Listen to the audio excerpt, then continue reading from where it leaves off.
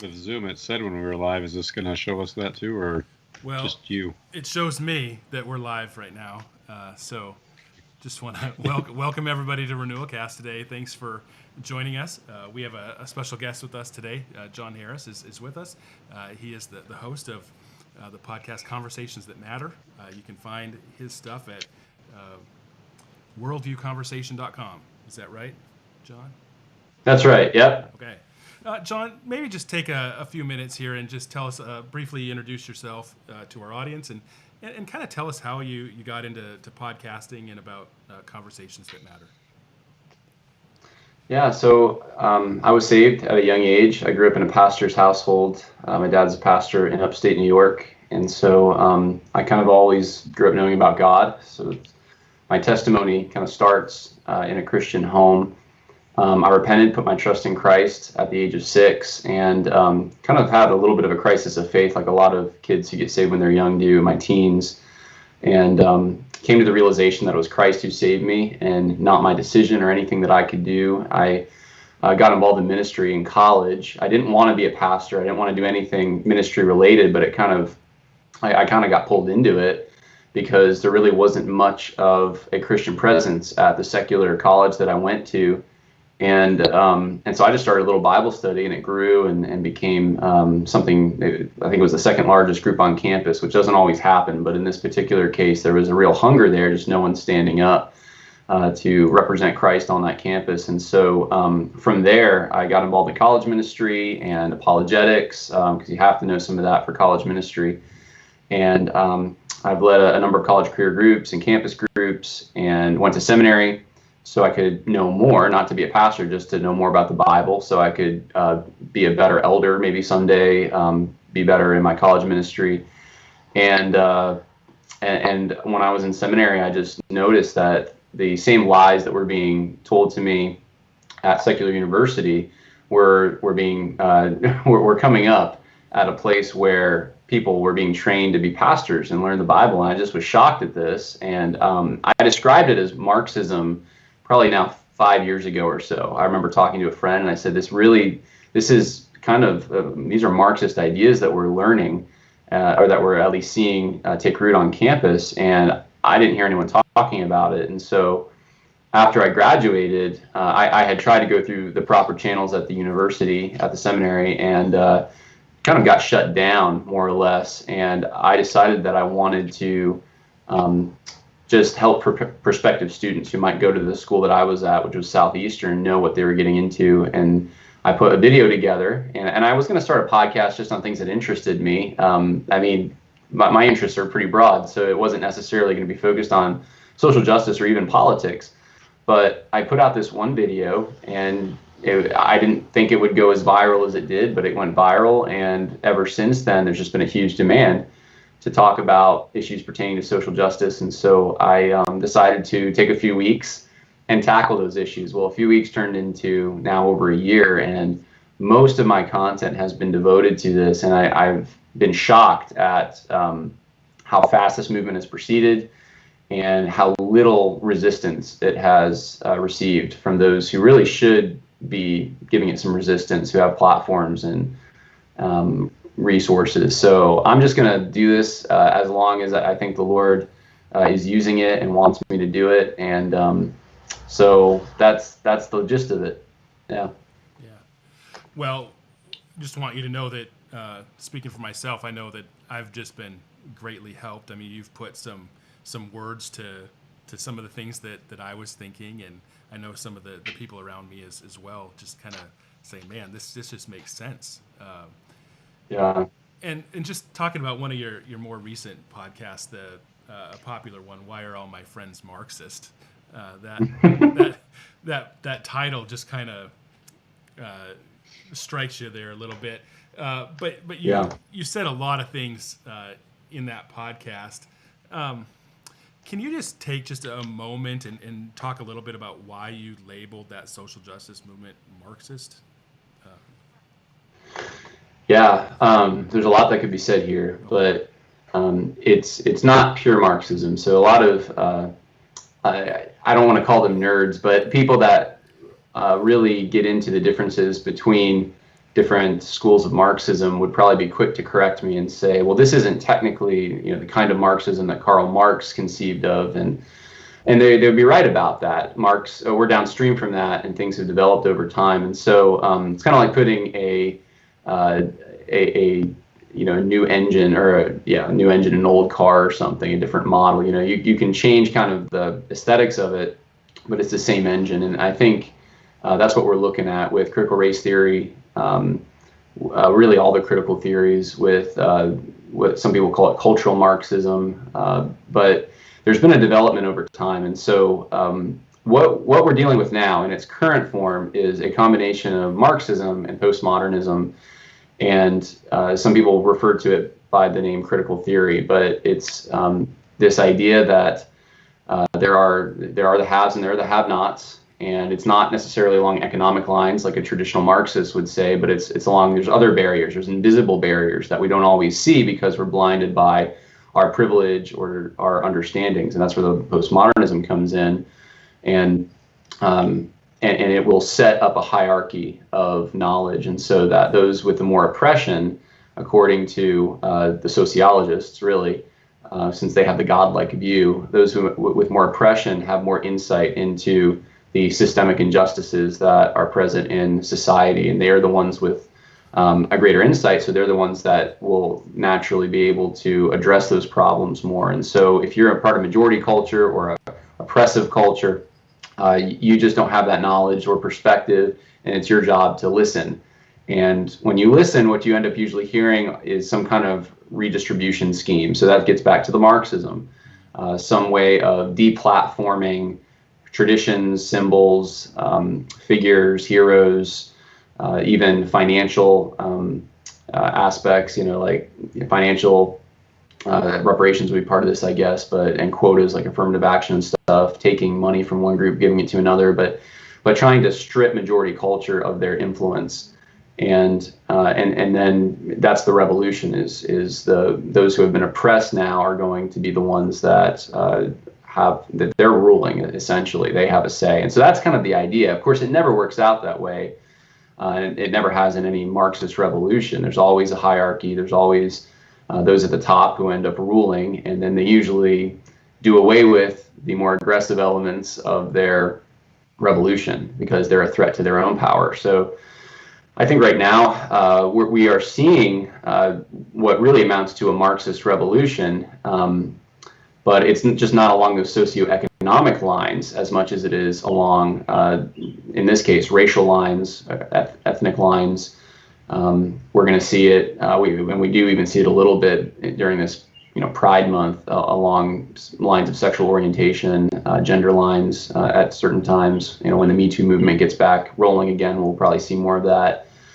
And but ultimately, it's going to come back to stripping us of civil liberties.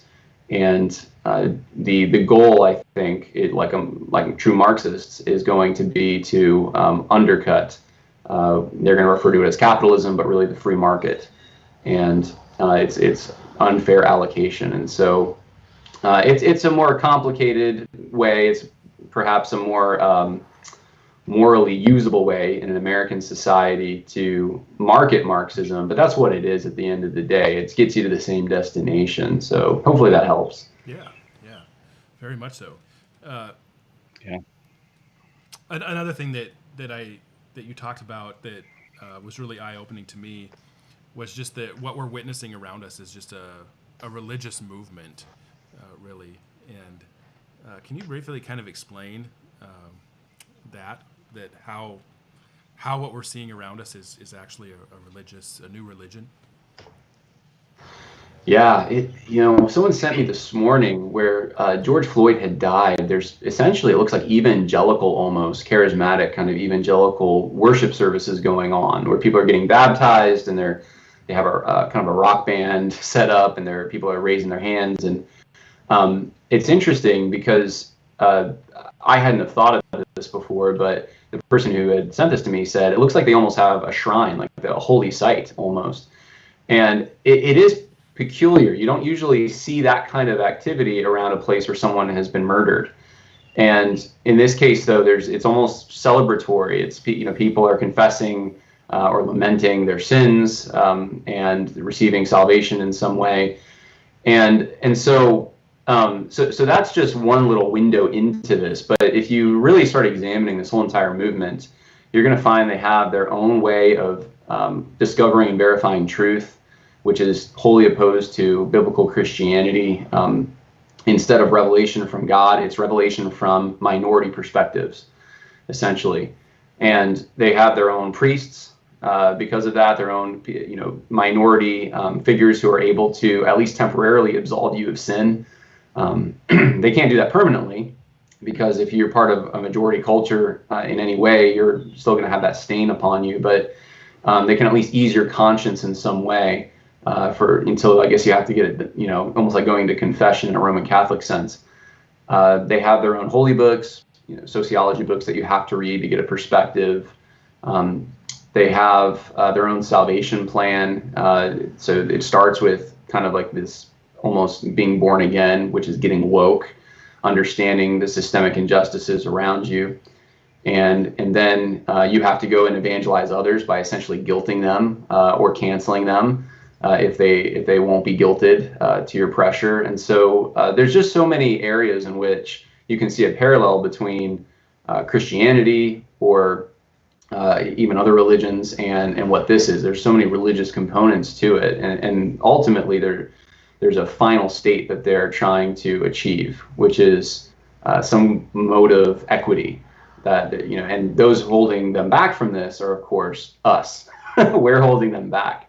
So if they can reprogram people, re-educate them, deconstruct their understandings, or get rid of them, cancel them, then their hope is that they'll be able to achieve equity in the end. And of course, we know as Christians that's not possible. We know that heaven is going to come after death, but they're looking for a heaven on this earth. It's a utopian scheme of some kind.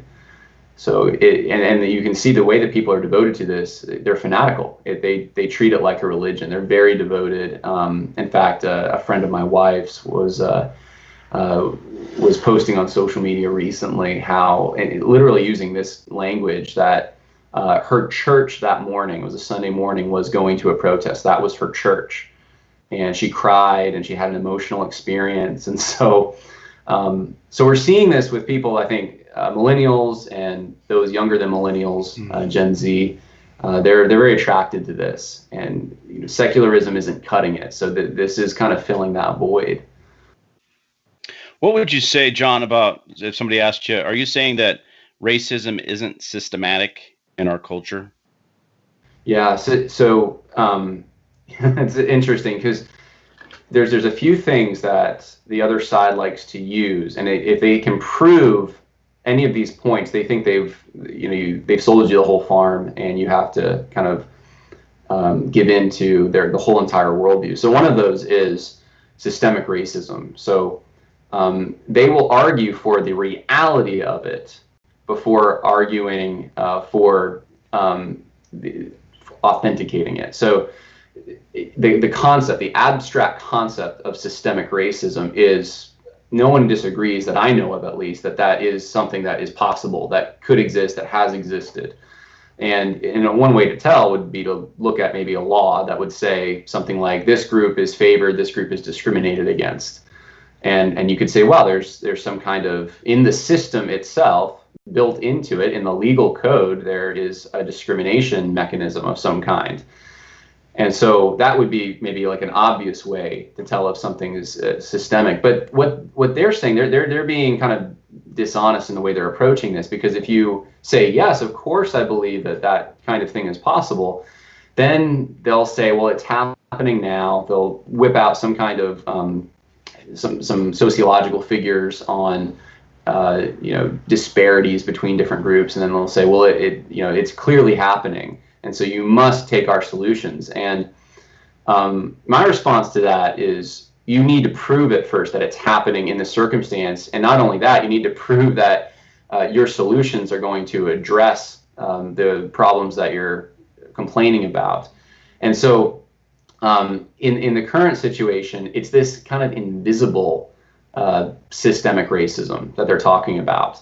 They're saying that it's there, but you can't really blame any one person or group of people for it, except white people in general. You can't find a law specifically that's necessarily discriminating against one group. You could say maybe this law adversely affects certain groups and certain demographics over others, but you can't find a law that's specifically with the intent of going after certain groups, and it can be proven. And so I always say, look, if you can find me that law, I'll join with you. Well, let's go work through the legal system in a peaceable way, which is hard for some of these people to get rid of that. But if your complaint is there's this invisible boogeyman and we need socialism to cure it, then no, like, I'm not going with you on that. And so defining our terms and making them say more than just systemic racism, say, what do you mean by that, I think is a proper way to negotiate a conversation like that, because they're assuming a lot of things that they're not proving. So yeah, I hope that helps. I don't know if you guys can talk too. I don't know what kind of things you're hearing from folks on social media or in your churches, but it's really an emotional argument. It's usually there's some kind of story. They pull you in with the story because it's really sad. And they say, this is just across the board happening everywhere. Look at these disparities. It's systemic racism. But they never showed you a law. They never showed. It's just how do you fight something invisible? And so their solutions always come back to some kind of a socialist scheme of some kind. I appreciate that. Yeah, that's very helpful. Thank you. Yeah. Yeah, my pleasure. Yeah. In our ministries are more rural. Sometimes we think we're immune because we're not in a big city and we're kind of isolated. Do you think rural areas have a little bit of a hedge between what's going on? Yeah, well, that's always been the case. Every time you look at an election map, right, you see that the red is always in the rural areas. But it's changing, and it's changing in some ways, I think, because those who are in rural areas are sending their kids to college. And even if they're not sending their kids to college, whoever the local high school teachers are, they're coming from colleges that have indoctrinated them most likely into critical race theory and all the other secular ideas. And so it's definitely in your backyard. You definitely have to be prepared for it. But I think Richard Weaver had written in 1949, I believe it was, he had talked about conservatism being preserved in rural areas. You have to depend on Providence to provide for you if you're a farmer. You're more in touch, I guess, with the realities of life and life in God's creation. So you're seeing evidence of God all around. But in the cities, it's very artificial. It's very focused on progress and productivity. And so his contention was that if churches disappeared from urban areas, that you would see rampant secularism, which is exactly what's happened. And so I think in rural areas, there's a hedge because you have to deal with the realities of life a little more, and you're not constantly bombarded with billboards and all sorts of other means of communication and messaging. Traditions are more easily intact. You have usually you can go to sites that are traditionally important, like graveyards and so forth, and there isn't a skyscraper built there, so you have traditions going back generations. The land is very important, that attachment to land, so there's a hedge there, but certainly you're not immune to it. So you got to be careful, and you got to prepare your kids for when they go out and they go to college or go to the city or suburb, because they're going to get in, they're going to hear that stuff for sure. You can guarantee it. Yeah. We got several churches looking for a pastor right now, so do you? Definitely something to look for when you're looking for a new pastor. Ask them about critical theory. Yeah, ask good questions too. Ask good questions, because most pastors are going to say, I don't agree with that. But you got to probe beneath that. It's not just whether you assent to a label or not. It's what's your worldview. So do you actually ask them about systemic racism? Where do you think it is? Like we were just talking about before, do you believe in systemic racism? Okay, yes. Where do you see that in our culture? What are the remedies for that? Then you start pulling out aspects of their worldview, and you can determine whether they actually believe in critical theory or not, whether they say they do or don't. So that would be my advice, at least. Yeah, that's That's good. I think that sometimes we talk past each other a little bit on some of this. Like you said, I was going to take some counseling classes at a popular Christian evangelical school, and I got bombarded with critical theory and white privilege. Wow. And all these things. So I dropped out. I just couldn't. I just was really surprised that these things are being taught in, these institutions where you would think that it would be pretty foreign from that.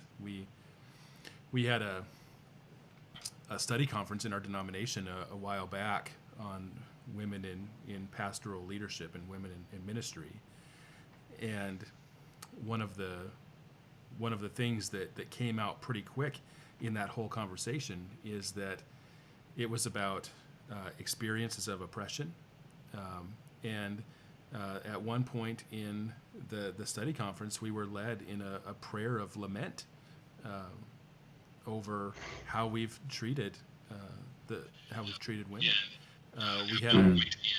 We had a conversation about.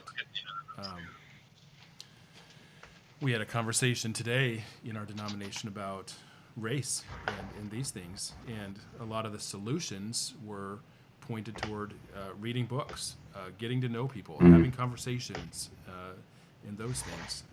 Was that the Southern Baptist one? No, we're part of a denomination. Well, I can speak for myself. I saw they had a Southern Baptist one today. That's why I asked. No. I was raised Southern Baptist, but the denomination that I'm part of is MB, Mennonite Brethren. We call ourselves mostly Baptist. So that's kind of. So this has gotten into the Mennonites. That's amazing to me. Well, and we're definitely in our, the Mennonite Brethren group is a pretty big.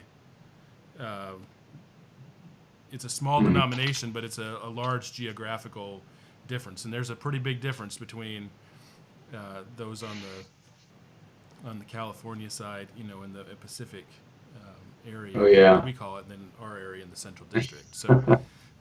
Yeah. We're kind of like the Southern Baptists, I guess, in a sense. We look pretty different depending on. Yeah. Well, every denomination's having these discussions and multiple discussions and putting out. One of the disparities, if you want to talk about disparities, is the amount of material coming from these denominations, institutions, parachurches, and it's overwhelming. You got PhDs at a lot of these places. They're working. They're getting paid by churches who are paying them to put together this material. I mean, it's a money-making industry. It's an industry at this point. It's just there's so much of it. And then the responses. I mean, it's like almost like a couple guys on YouTube trying to respond to it, and you can't respond to all of it. You just can't. So, I've been trying to take those broad concepts that are common to all of these different videos and then create content that will help explain and help people respond. But it's amazing that they're all in lockstep doing this at the same time, and it's no coincidence that that's exactly what's happening in our culture at large. It is a new religion, and for those who are students of history who have studied what happened to churches in Soviet Russia and Nazi Germany, and of course you can look at other examples as well, but those are the two big common ones that people like to compare to. You can see similar patterns, which is scary, of churches going along with whatever the new zeitgeist of the age is, and thinking that, well, we're not, we still have the gospel, we still have Christianity, and then it's like the frog boiling, things ever so slightly until one day, the Apostle Paul will be canceled or something. I don't know that we're too far off from that. You look at some of the things Paul said and Jesus said, and like they're pretty offensive to critical theory. They don't comport. So trying to pack that into critical theory, or trying to pack critical theory into the Bible, you cannot do it. It is impossible. One will have to win out. And unfortunately, right now, I think the seeds are being sown for a false religion to win out. And so, it'll be interesting to see what happens, whether the denominations, the members are going to keep their leaders accountable, or whether they're just going to go along with it because they're afraid of being called sexist, racist, homophobic, whatever the name call is. And we need guys who are willing to stand up together. But there's a lot of fear out there. And so, you guys are being brave right now, just in doing a podcast and even talking about these subjects in a, unsupervised, by your denomination setting. So, yeah. I don't know why I said all that, but I felt like I should inspire some people out there to say something, take a stand. Yeah, it's good. I think we might have lost John somewhere along the line there, but I don't think any of us would agree that racism is an issue. Racism is a sin. You see instances of racism. I guess, how do you define racism? Is there a difference in how some of the people how are you hearing that used today? Oh yeah. In the way the Bible would. Yeah, go ahead. Yeah, well, what's the common quip? I don't know who came up with it, but a racist is someone winning an argument with a liberal. So it almost has lost its potency with some just because it's overused so much, and people are called racist to. Black people are called racist. It is almost laughable at this point. But critical theory, because it has this understanding of systemic racism in which you can be complicit in a system without knowing it, you have racists who've never thought or done anything racist in their life. And by that, I mean they've never actually hated someone because or discriminated against someone because of the color of their skin or some genetic quality. And they may have gone through life and never have done that, but they're racist because somehow they're benefiting because they have the skin that privileges them in that culture. And that's ridiculous. That's a new kind of concept of racism. And I just heard recently Webster's Dictionary is going to actually try to change to implement that new term. But the actual concept of racism is not, I don't think it's actually a helpful term to begin with. And there's times I use it, but it's partiality is the biblical term, all right? So if you're showing partiality to someone like the book of James talks about, then you're showing favoritism. Really, that's the root sin, favoritism, and usually for some kind of, you're wanting to gain something from that person. It's a selfish kind of favoritism that discriminates against one person and favors someone else for a selfish end. And of course you can do that along racial lines. You can do that along all sorts of different lines.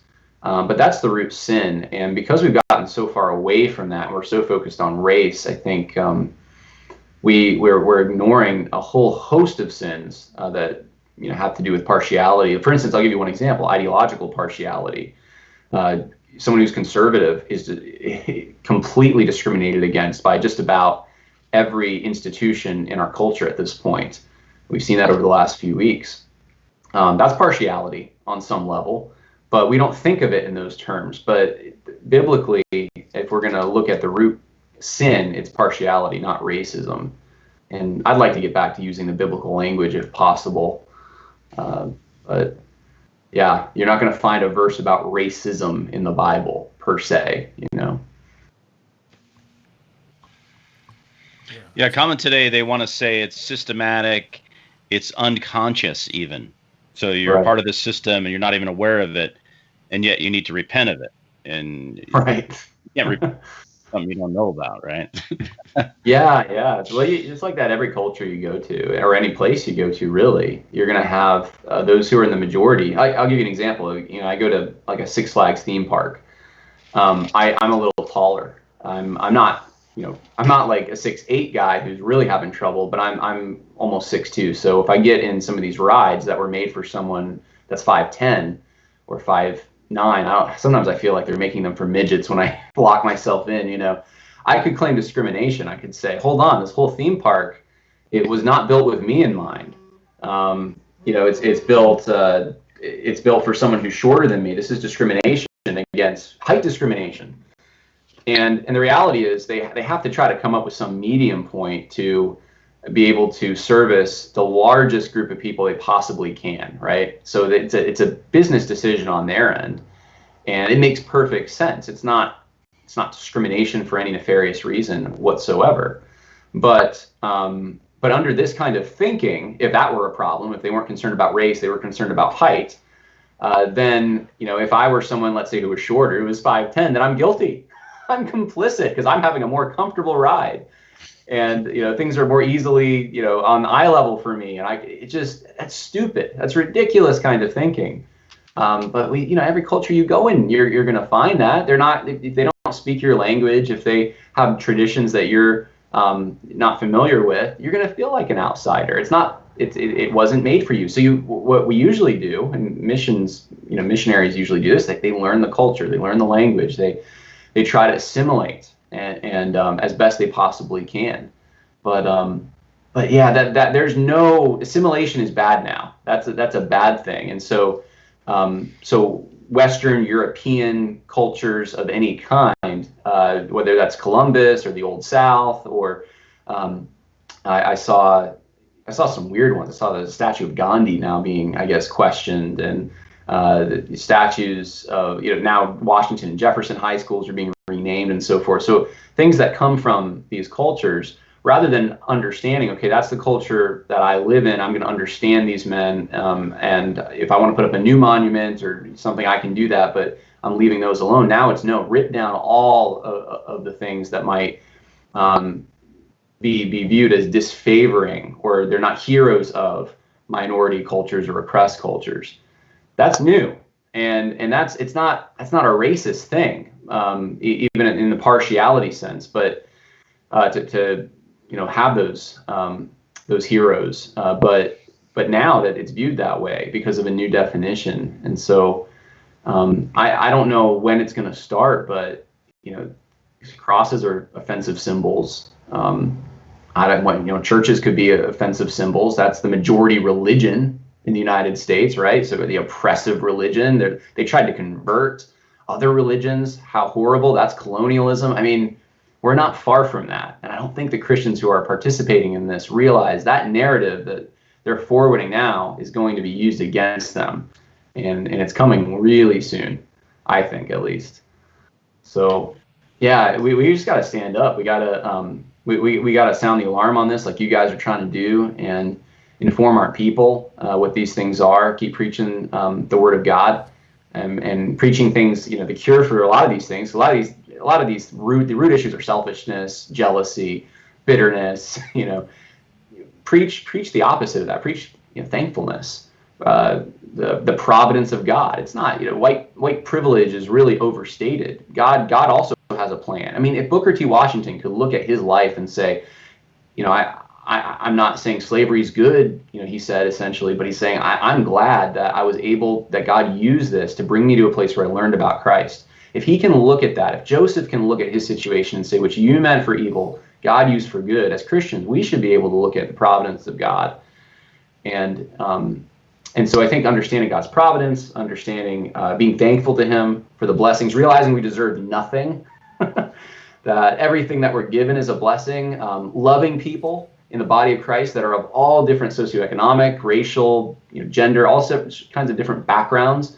If you love the rich white millionaire who goes to your church, it's kind of hard to hate him when you're protesting, because I know a guy like that, and he's he discipled me or whatever. So I think there's simple ways that pastors can help prepare their congregations to withstand the root of bitterness that critical theory would attempt to plant in the lives of especially younger idealistic people. So hopefully that's helpful for pastors who might be listening. Yeah, that was really good. Thanks.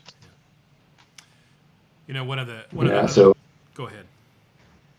No, I was gonna say, what are you guys seeing? What kind of questions are you getting in your churches? And well, one of the things that we're seeing a lot, I mean, mostly probably on social media, just because of the platform, but is a lot of the Black Lives Matter,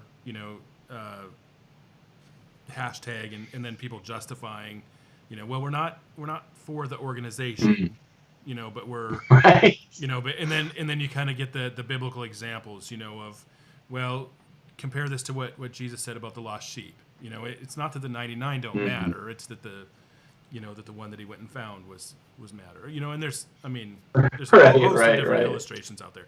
I guess how would you respond to that? Oh, they're so awful. They're so awful. And I might do a video on this, like a short one where I just take memes and kind of rip them apart, because I've seen a lot of these things, and I think people are stunned. They don't know how to react, many of them, because there's a lot of assumptions behind those memes. I'll give you. So we'll start with this one.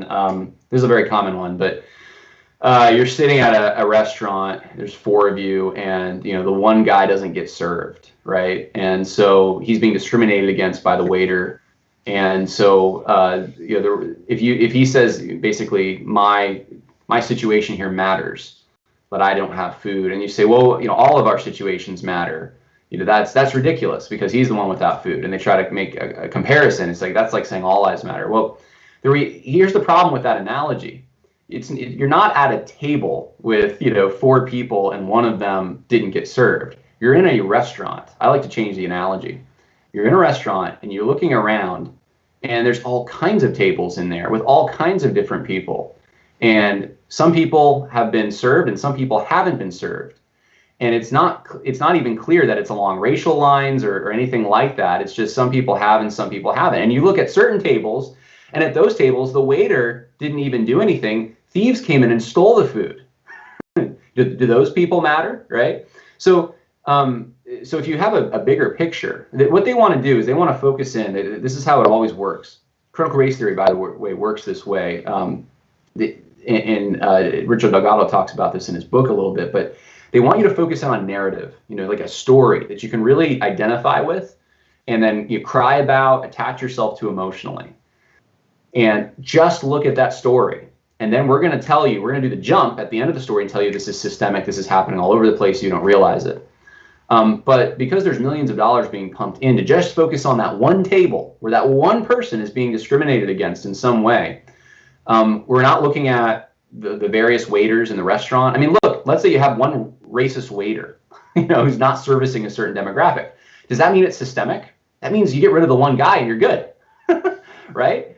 And maybe that waiter has a number of different tables, and so he could be affecting more than he realizes. But we're not asking questions like that. We're not. What's the motive of the waiter? Why don't you have your food? Why? To use the analogy, why are these other people that happen to be white? Why are they not being served? Why aren't we concerned about those who have their, I'm likening this to like inner city violence, but why aren't we concerned about those who are losing their food at a very high rate, much higher rate, because it's being stolen by thugs who are coming in? And so if you start looking at the big picture, the real jerk seems to be the person who's concerned about only this one situation, right? Because you see that there's a much bigger problem going on, and so, for instance, let's say half the tables, or it's more than half. You really want to run the numbers. I mean, compare police shootings to inner city violence or abortion. I mean, it's you can't even use the restaurant because it's such a terrible. The human scale doesn't work. But if we were going to try to do that, I would say, okay, the one table you have this issue maybe, and then look, every other table in the restaurant, people have their food stolen. Maybe we should have security at this restaurant. Maybe that would be a good start. And looking for actual tangible solutions that you can use to solve real problems. Because the people who say Black Lives Matter, they don't care about Black lives most of the time.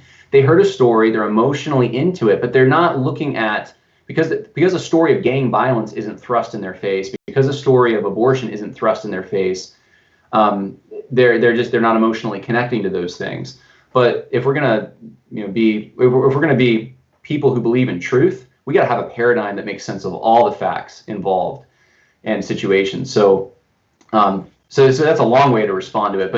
But that would be my response: is like, why are you focused in on one guy, and why are you assuming that it's racism? That seems like you're making a false accusation, and so that's one analogy. That the other ones are like the lost sheep. And again, you just change the analogy a little bit to make it more accurate. Say, hey, there's a lot of lost sheep out there right now all over the place, and you're assuming that the reason for the sheep being lost is because they're oppressed. You're assuming that they're the only ones that are lost, And so just kind of zoom out, have a bigger macro view of this, and try to get to a situation where you can actually bring in figures, crime figures, if you can, or just off the top of your head, anyone can start talking about inner city violence or abortion, because those are pretty, I would think, at least in Christian circles, are pretty commonly known problems. And then you realize, or put them on the defensive. Just say, why do you think that racism caused that? I still haven't gotten an answer about George Floyd, by the way. Why do you think the officer? Why do you think he was motivated by racism? What leads you to believe that? And I never get an answer for those questions. And it's always suggestive. If you get anything, it's all built on assumptions that can't be proven. So we're not supposed to be accusing people without 2 or 3 witnesses. That's a biblical standard. There's a trial being taking place right now. Justice is being done. What's the problem? And so the problem is there's a system that needs to be overturned, and that's where the socialism comes right into it, and it reveals its ugly head. So that's kind of my response to that. But yeah, I can see your congregation, people in your congregation sharing that stuff, because everyone's sharing it right now. It's kind of like the cool thing to do, honestly. So it's a style. So. What, John, would you recommend for resources that have really been helpful to you, like books, maybe podcasts, or? Yeah. One of the problems is there aren't a lot. Because, like I said, from a Christian perspective, Christians have not been putting their resources behind this, and the men who probably should have been keeping an eye on this have not. And so what's happening right now is you got guys and who are putting out some resources, but they're mildly critical, but they give a pass to everyone in their denomination. So arguments like, well, you can believe in systemic racism without being a critical race theorist. You hear that kind of thing a lot. And it's trying to provide cover for the guys who are actually promoting critical race theory. And so there's some stuff that I just don't recommend that are coming out of Christian circles. You got to be very careful. I don't, I'm thinking of naming a name, but I'm not going to. But here's positively what I would say. I think right now there are a number of resources that are being created. In fact, I'm working on one right now, and I think you're going to see more coming out. I think Founders Ministries just put out a book based on their documentary, By What Standard, and I think that documentary at least did a decent job with providing here are the working issues here. So I recommend that. I recommend, this is more, not in the Christian realm, but Thomas Sowell's book, Quest for Cosmic Justice, I think is a really good book. It talks a lot about disparities, and it shows you really how when you hear a disparity, like, this certain demographic, that, they're being discriminated against because they're not accepted into universities at the same rate, or they're being shot under these conditions. Or he just goes through and he shows you, you can do a lot with those numbers. And when you actually try to investigate this scientifically, those disparities don't actually prove anything. And in fact, there's other disparities that show discrimination going in opposite directions. And so I think that's a good truth pill right there. I'm trying to think. I feel like I'm drawing a blank right now a little bit. I know there's Enemies Within the Church is going to come out with some stuff this summer, was from what they're telling me. And so that hopefully should be available soon. About Neil Shenvi. That was the name I wasn't going to mention, but now you mentioned it. Neil. So I'll say something good about Neil.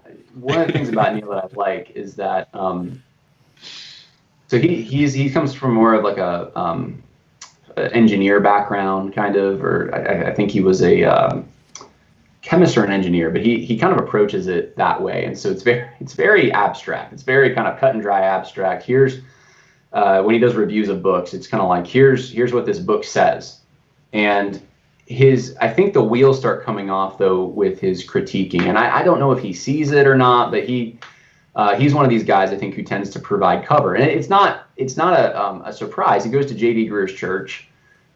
He's spoken at least 2 of the Southern Baptist seminaries, Southeastern and Southwestern. I happen to know that other guys who are solid in these areas have spoken at, who were going to speak at both of those seminaries were denied. And so, but Neil is in there, and there's a reason Neil's in there, I think. Every time Neil's been confronted, from what I've seen at least, and I don't see everything, but every time I put out material or we've shown, hey, this is, Matt Hall saying he's a racist. And so Neil always, without fail, just about defends those guys, tries to say it's not really critical race theory. And so, once you get super technical, like I was saying in the beginning of this, and you start saying, well, critical race theory is, let's say, these 5 different things that you have to believe. Well, look, this person only believes 4 of them. They're really not a critical race theorist. Once you start playing that game, then you're getting into ridiculous land. That's like, it's like saying that, Christians believe these 5 things, right? And so, so if you take out one, the person's not a Christian. Now, we can say that in a salvific sense. Yeah, maybe they're in heresy land. But we can also say, well, there's a basic Christian worldview. Like Thomas Jefferson might be a good example of this. He's not a Christian in the Orthodox sense, but he's bringing in a Christian worldview with the way he approaches politics. And so these guys are bringing in a critical race theory worldview in the way they're approaching these cultural questions, even if they don't subscribe to the common one is materialism. I don't believe in materialism, so I can't be a critical race theorist. Well, no, you're Christianizing it. And that's exactly what the 70s, the guys in the 70s like Jim Wallace and Ron Sider and Sharon Gallagher and Richard Mao, they were doing the same thing in Christianity. They were Christianizing Marxism, and they even admitted it. There's an article in Sojourners, which is Jim Wallace's organization, in 1977, I think. It was Tom Finger, who was this professor at Northern Baptist Theological Seminary. He says we can use Marxism as an analytical tool. I mean, it sounds a lot like Southern Baptists and their use of critical race theory. So, so all that to say, I would be careful of guys who try to give you such a finely tuned definition and really only focus on the radical extreme elements, because the radical extreme elements aren't the ones that are going to convince your congregation that this stuff is true. It's the more quote unquote moderate, the people who come at this. I'll use Al Mohler as an example. It's someone who comes at this with, well, there's a stain of racism that will never go away and until heaven. So we got to lament it every year at the SBC. We got to have another resolution that tackles racism in some way because it's never actually solved. Well, that's an aspect of critical race theory. But Al Mohler's not a full-fledged critical race theorist. But that's the lie. And so it's actually good to critique that and say, hey, why are you buying into this ungodly worldview over here? Other resources out there just came to my mind. I think Michael O'Fallon has some good videos at Sovereign Nations. If you've seen those, the Trojan Horse is the first one he put out. I think that would probably help you, help your people. And they might have to watch it a few times because it's pretty heady stuff, but that's good at describing kind of what's happening. Critical race theory is evolving, so you can't ever pin it down. And that's why someone who tries to distill it and put it into, systematize it, like a Neil Shenby, I just, his book's going to be outdated in a few years because it will have changed by then. And that's one of the key, hallmarks of postmodernism. It can morph. And so kind of like the guy who is the banker and wants to know a fake $100 bill, it's good to just know the true bill. And so teach your people justice principles from Scripture. I know there's a lot of good books out there just on justice in particular. And you can, and once they understand biblical justice, then they can spot the fake. That'd be my advice. So I hope that helped. Yeah, very, very good. Yeah, that was good. You brought up something else though to me that I wanted to just kind of ask you real quick too. As pastors, we're trying to shepherd, but there's, like you said, there's so many people that are buying into this. This kind of evangelical way of looking at this, that's incorporating all these different things. So somebody on Facebook, actually, Caroline on Facebook, just asked, what do you do when your pastor tells you need to read a book like The Color of Law? And don't read it now. Yeah. So if your pastor, I don't know exactly where that question's coming from. I think it sounds like maybe they're asking, should I leave the church? Should I confront it?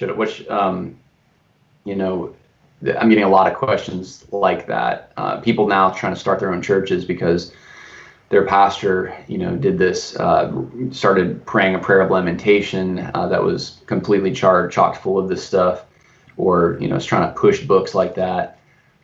I without knowing the pastor, without knowing the person, it's kind of hard. But in general, I would just say that you want to make it clear where you stand. You want to figure out where you stand as best as you can first. And once you understand, I would watch that Trojan horse video. I would watch. You can watch. I mean, I put out some videos on critical race theory. You can just search them on YouTube. But you read Quest for Cosmic Justice. Look at the Founders doc. That takes a few days to get through some of that stuff, or maybe even a few weeks for some of you if you're busy. But once you've kind of gotten through that and you kind of know kind of where you want to go, then you have a foundation built, and you can dialogue with your pastor. You can read a book like Color of Compromise, and you can come back with your, here are my concerns or whatever. Because a lot of these things are not, the disagreement is not in the facts of the situation. It's not, it's more the solutions. And the facts are important. I dig into that all the time, but it's really like, okay, let's say Jamar Tisby's right. Let's say the United States has been just racist the whole time. That's what it's motivated everything. And here we are, right? I disagree with that completely, but let's just say it's true. What do you do? What do you do now? It's 2020. How do you proceed? And so the solutions are, I think, where a lot of the battle is. And even a layman who doesn't understand all the things, every aspect of history and economics, so forth, they can at least engage on the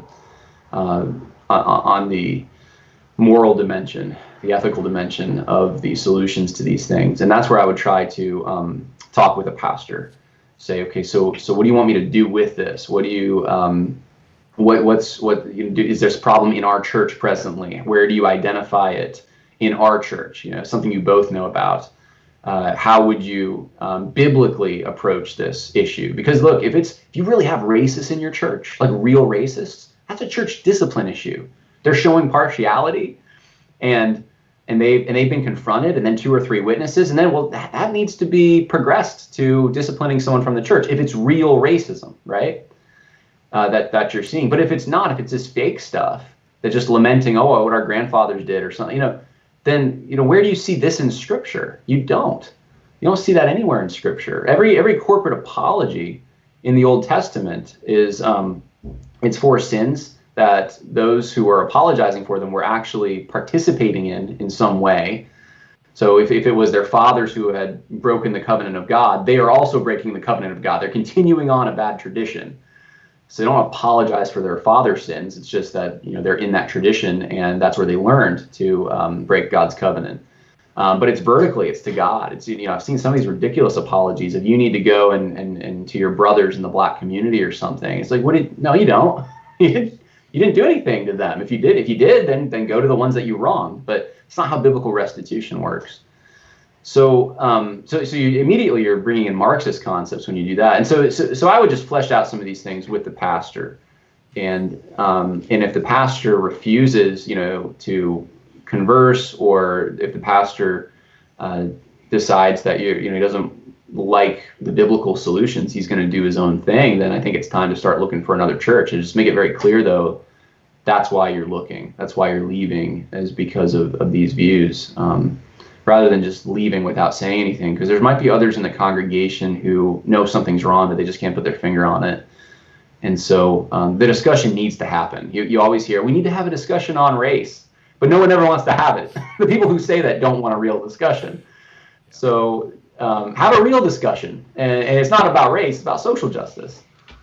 So yeah, I hope that helps. Yeah, this conversation has been very, very helpful. Just want to thank you so much, John, for taking the time to be with us and help us. Again, my pleasure. worldviewconversation.com, and you can find John's podcast on pretty much any podcast catcher, right? Conversations that matter. Yeah, it's about a lot of good stuff out there, and we'll link to those websites and that podcast, and just I thank appreciate it. Yeah. Well, Colt, Jay, John, I appreciate your commitment and your time to helping people be equipped for this. And I know, some of my listeners may be even listening in right now. So, they may be a stranger. I don't know how many people you have streaming it right now, but is this where to go? Your Facebook page to find out more about you guys, or the website too? Yeah, renewalcast.com. Okay. Will take you to that. And I think this streamed on YouTube. I just stream it to our church page. On Gotcha. YouTube though too. So I can put a link to those as well. But Yeah. Well, God bless you guys. Thank you. yeah, thanks so much John. for joining. Thank you, John. Appreciate it. Yeah, my